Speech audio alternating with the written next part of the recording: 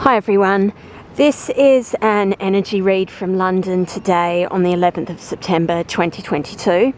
I'm in central London, just on the edge of St James's Park. There is going to be some background noise, but it is so busy here today. There's just thousands of people, so it's the best spot I could find.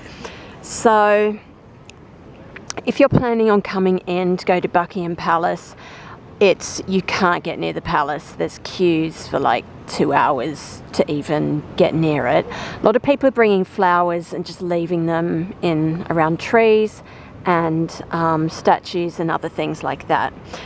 Okay, so this video I'm just going to give my take on things. The Queen's death was announced on Thursday, 8th of September. I want to start by saying I'm aware that people have very different thoughts and feelings about this. Some people are very sad, some are completely indifferent, and some are more cynical. I'm also aware of the different theories and commentary out there from elements of the truther community. So the whole lizard people idea, and then there's the idea that she actually left 2 years ago when the royal crest was removed or knocked off Buckingham Palace gate. And I don't know. I don't really know what's going on. I don't know what's really happened. All I'm really doing is reading the energy. Another thing that's coming out is that she did call in an interview within the last year unveed people selfish. So a lot of people are commenting on that. My personal stance, I'm interested in this as a historical event. She was an iconic figure. And as an intuitive person, I'm interested in reading the collective energy around this situation and trying to bring light where I feel it's beneficial. I'm also trying to see and understand this event in the context of the extraordinary times that we're living in and to see what evolves from it.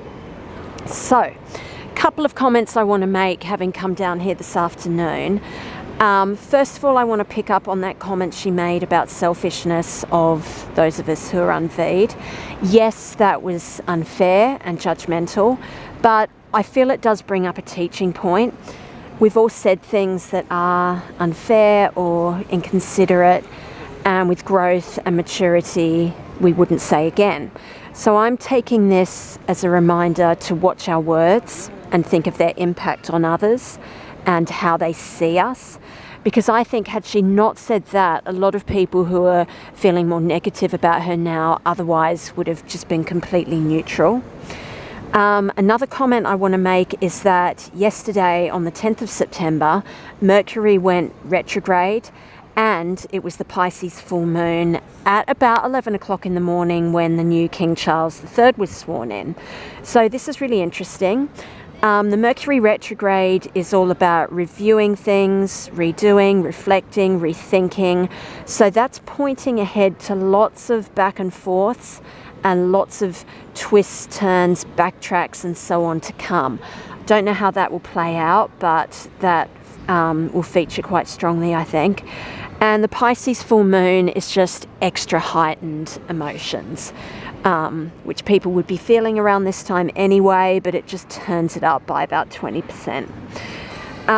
So another thing I wanted to say is that even if you're not feeling personally sad about this, you might feel a bit down just by being a sensitive person and picking up on the strong collective emotions. So I won't tell you what to feel, but I'm sorry for the people feeling sad. I respect that.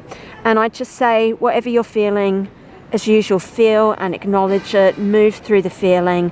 Don't ignore it. Don't be embarrassed by it. That's how you feel. Okay. Right, next thing I wanted to mention is the news. If you're watching the news, as usual, the mood is very somber and serious and depressing. And I think that's brought a lot of people's mood down even more than it would be. But actually out here in the park and around Buckingham Palace, even with all the crowds, which I don't normally like, I'm so surprised how light the energy feels, much more so than just in usual times. So it actually feels to me like a collective weight has been lifted or released. And if we looked last week, end of last week, when this event happened, there was rain, there were rainbows, and they're all auspicious signs. So it feels really positive, and I wasn't expecting that. So I'm actually glad I came out today to sense that. Another thing I wanted to mention is a little bit darker. It's the idea of energy harvesting.